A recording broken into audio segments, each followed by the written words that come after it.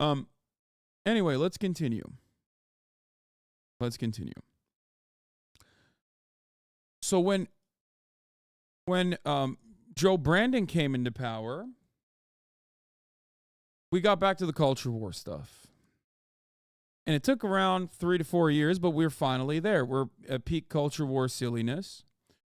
And a lot of those people that had fancied themselves to be radicals, some of which went right, which is normal. A lot of political commentators went right to varying degrees.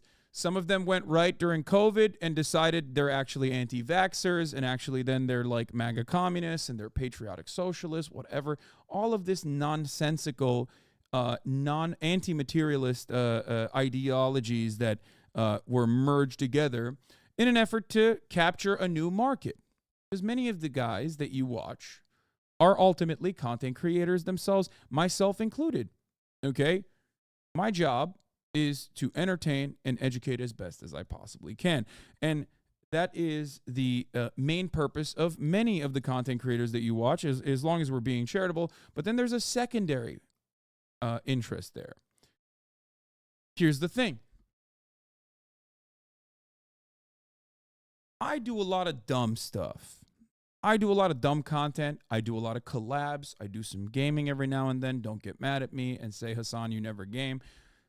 That is where I capture a broader audience, right? Maybe I even cover drama every now and then, internet drama. That is where I capture a major audience.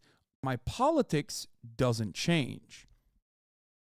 But if you are a purely political commentator, content creator, right, and you don't feel like you can do that other stuff, you change your politics. And many of these people did that. Many of these people changed their politics and tuned it specifically so that they could capture a newer audience. They moved around with the wind. And of course, there's going to be people who watch those content creators, given that they have no foundation for their politics, and given that there's no way to express their politics, and the only politics that they can express and is through their content consumption. It's a signifier. I'm a fan of this guy. I'm a fan of xylitol. All right? He tells it like it is. I'm a fan of Methuselah. He really dukes it out in the marketplace of ideas. He's really giving it to those guys, and I like it. I get to use his talking points against my interlocutors in my own life, and it makes me feel smart. That's what a lot of people watch stuff for, and it's the same. It's the same for myself. I mean, it's the same for my community as well. So, a lot of this back and forth within these communities turned into petty drama, masquerading as like real broad politics, real seriousness, real serious politics being done. We have to clean up our backyard. We have to do stuff about the enemies that are hiding in the shadows in our movements, right? And I'm so geared towards seeing that as like that as wrecker behavior and as like petty, personal, selfish, self-interested, and unproductive and unserious commentary that I often don't touch it, right? I don't touch it at all. I would not by any means say that I'm a believer in Marxist orthodoxy, as I'm sure you guys are aware of, right? I care about incremental gains. I care about a broader message. And I care about changing people's lives, at least for future generations, for the better. And I believe that that's the reason why you can have a broad swath, a broad array of different political opinions, as long as people are moving the needle in the correct direction.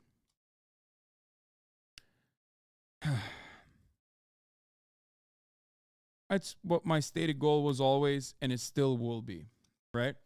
Boof Thy Ego, thank you for the 5 gifted subs. So, I guess My point is, we are now in another shift.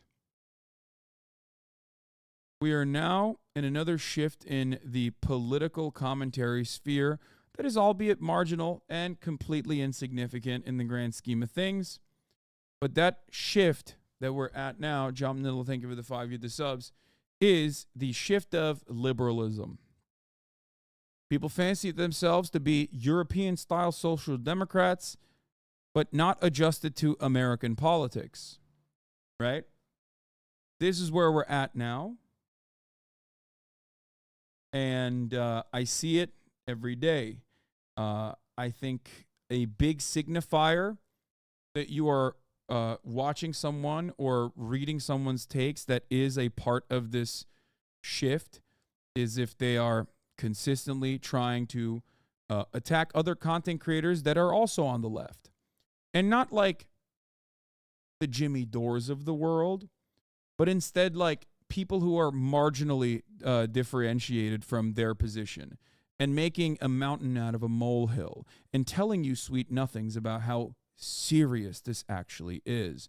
You don't understand it. This is the most serious distinction. This person is actually supporting genocide when it's not actually a genocide that person is supporting at all. It's just marginal distinctions or marginal differentiations in American imperialism, I guess. Another thing is like using terms like tanky.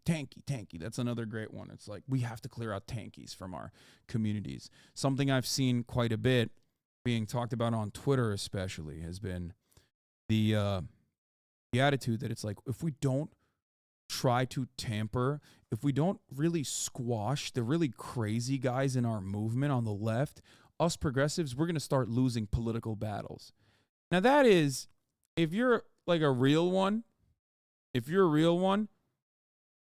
okay, and you hear someone say that, if you've been in leftist movements and have been a part of like coalition building of any sort, when you hear that, that's immediately the most laughable thing you've ever heard, because it's like, we're leftists in America. We were born losers. The fuck are you talking about? When have we won? Like, it is so unserious. It's like, there's like 3 people.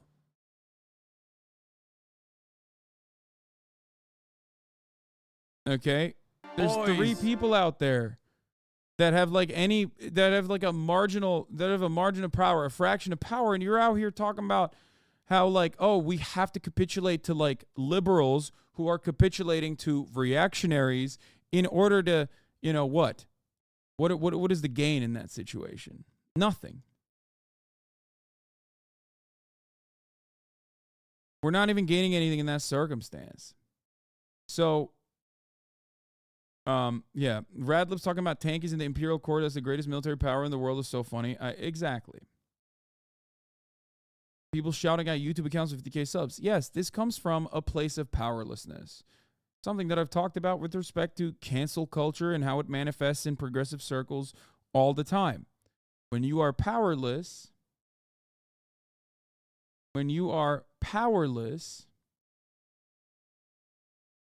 you try to lie to yourself and make yourself feel like you have some semblance of power. Who is the responsive vectors that you can direct your anger to? Well, under the Barack Obama administration, that vector used to be culture, you know, TV shows and things like that. That's where this whole cancel culture nonsense started as well. Okay? And now it's like it's just like constant infighting. Constant infighting in what remains of the rubbles of any semblance of leftist momentum. Silly, unproductive, stupid. Why did I talk about all of this? Okay? The reason why I talked about it is because I think there are content creators who were always kind of liberal, but have even shifted further into reactionary commentary that actually came from a reactional foundation in the alt-right. Kraut. I don't know too much about him. I think he makes like a lot of history videos.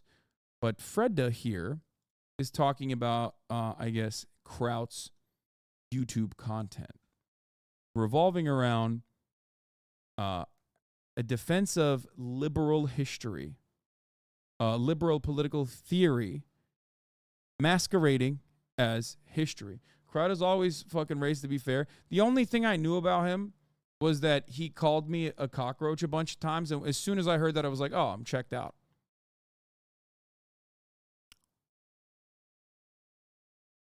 What's funny is this is exactly what happened at Chapo. How many ex-Chapo fans made their own true leftist podcast after getting brain broken? Yeah, except Chapo's politics have remained the same. My politics have remained the same. Right? Like, notice how the fandom makes up their own minds and decides to join in on the fun and never really fully appreciate it. Right?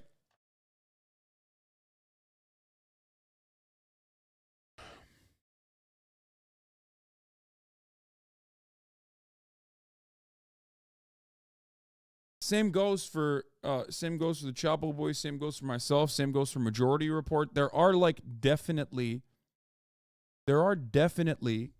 content creators out there in the leftist side that whose politics have not shifted with the wind, and you can see that.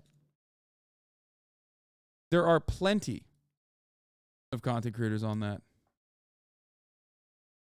this side. Democracy Now! Majority Report. Democracy Now! Is already like a hardline news media. They just do objective news coverage, in my opinion. Well, maybe a little bit leftist news coverage.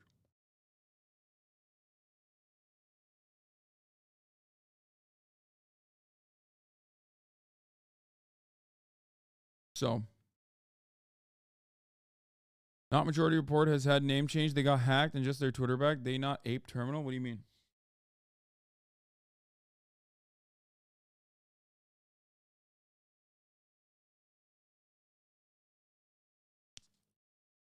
I'm in the community about the guy you were watching about. I talked about it last night in OC, but in short, the community cares about international law shipping routes over Palestinians. Yes, of course. Because they love American dominance. They recognize that they benefit from American dominance.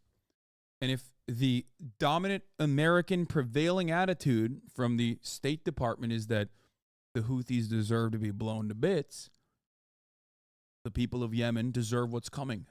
The halting of the international commerce routes will cease, I say. So, they're going to present that narrative as well as though it's their own. I don't think they've thought about it further. I don't think they care. I don't think many people care. I think there is a very real fear in the hearts and minds of those who live in America of a world where America is not the dominating power, because a lot of people are fearful, understandably, of change, right? But overall, I don't think they're just genuinely making arguments because they absolutely care about, merchant marines or whatever. I think that they do this because America has said this is just, this is righteous, and they just kind of want to win arguments, and they don't really care about the consequences. They don't care about who gets blown to bits.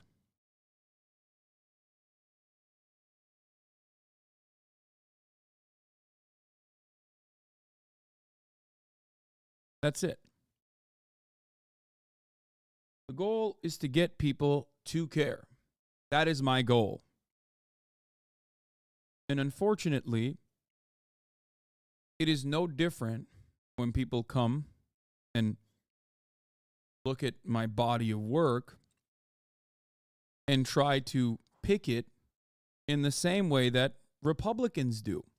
The difference, however, when a Ben Shapiro type does that sort of thing is battle lines are drawn, so all of the liberal watchers of other supposedly progressive content creators recognize that, oh, that's Ben Shapiro. He's reactionary. He's a bad guy. When he says, oh, Hassan, your politics are America bad, well, I'm going to be a little skeptical on Ben Shapiro saying that because I know that he has lied about so many other things. But if it's a content creator you trust who has fancied themselves to be a progressive, who's adorned the politics, the radical politics of progressive, Marxist Leninism, or maybe they're an anarchist or whatever, right? Like when you hear that guy making identical arguments to a Ben Shapiro, right? All of a sudden, well, then you don't have that same immediate skepticism. What I always try to get people to do is to have that critical thinking that they exercise for everyone, myself included. Okay?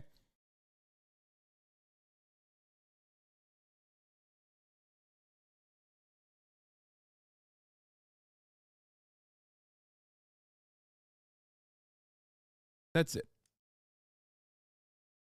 A lot more challenging to make than some of my past videos where I've talked about figures on the far right. While Kraut was a member of the far-right skeptic community and an anti-feminist and Islamophobe, he also at times confronted the more extreme right-wing views that he found objectionable. Eventually, this led to a falling out with the more extreme right-wing elements of that community, causing him to distance himself from them. While he's dropped the Islamophobia and general overt gross behavior he used to engage in, he's still as politically engaged as ever on social media and in his videos. He just downplays it in the videos, where most of his attacks on the left, on Marxism or similar things comes as passing remarks or as underlying themes in his video's central thesis. I'll stress this multiple times throughout this video, there is nothing wrong about producing political content, and there is nothing wrong about having an opinion on history.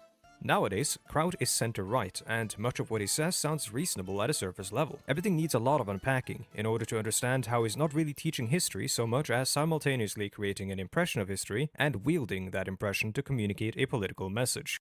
Yeah, Sargon of Akkad is a great example because, like, many of the people that despise Sargon of Akkad and have been primed against Sargon of Akkad because they know that he's like a weirdo alt-right figurehead now have Sargon of Akkad's politics when it comes to defending American imperialism, right?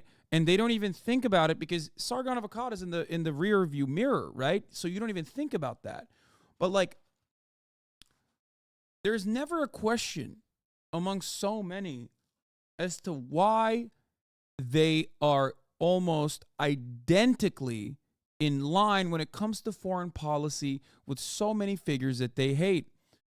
Something that I saw on Twitter was about like a Brianna Wu saying some stuff. I don't remember what it was, but like there was a guy underneath Brianna Wu saying, I can't believe the left got so radical that you're out here and I'm agreeing as a gamer gator. I'm agreeing with you. And it's like, yeah, that should cause you to really reconsider. Do you think it's actually the left that went too left? Or do you think it is your politics that are so malleable that you were duped into taking more reactionary positions? So I beg of you, if you yourself are a content creator that watch me, or if you are a fan of other content creators and you notice that like their politics so perfectly align oftentimes with the American State Department when it comes to foreign policy, just question it a little bit. What am I doing here? Am I thinking about this with the impact? Am I thinking about this with the intent that the American government has here? Do I believe the American government's intent? Maybe I should try and match it to what the American government has said and what the American government has done in prior instances of conquest. Okay?